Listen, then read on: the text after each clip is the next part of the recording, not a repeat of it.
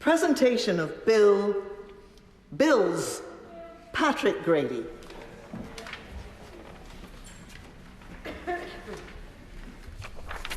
Prime Minister Nomination and Cabinet Appointment Bill. Second reading what day? Friday the 24th of March. No, Friday the 24th of May. Yes, it's been a long week. Friday the 24th of May. Presentation of next bill, Patrick Grady. Scotland Independence Bill. Oh dear.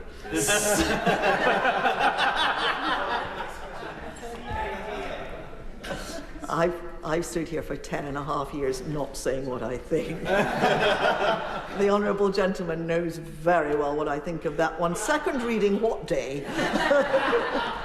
Thursday the 4th of July, Madam Deputy Speaker. Thursday the 4th of July. Thank you. Thank you. And so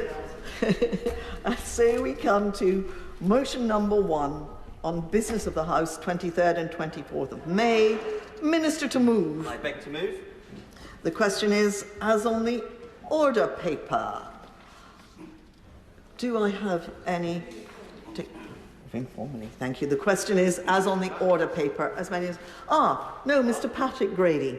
Thank you, Madam Deputy Speaker. I think it's important that the motion is aired and the detail of what is happening today is put formally on the record. The wash-up is an important part of the United Kingdom's strange constitutional practices.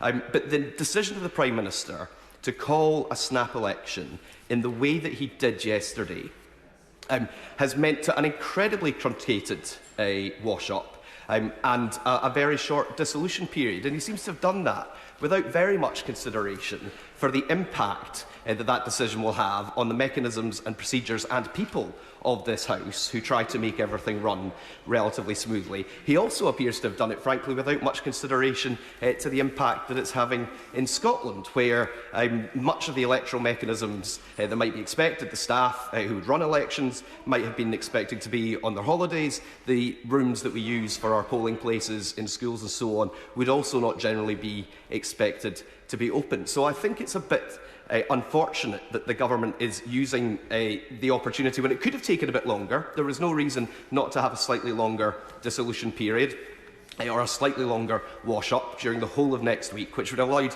for much more of the stalled legislation, that now very good legislation in some cases, particularly private members' bills, that won't be able to come forward. That includes the two that I've just presented, Madam Deputy Speaker. I'm sure the House would have welcomed the opportunity to debate them at great length. So I think it is quite important that that is put on the record before the House simply approves the motion that the Leader of the House has brought forward.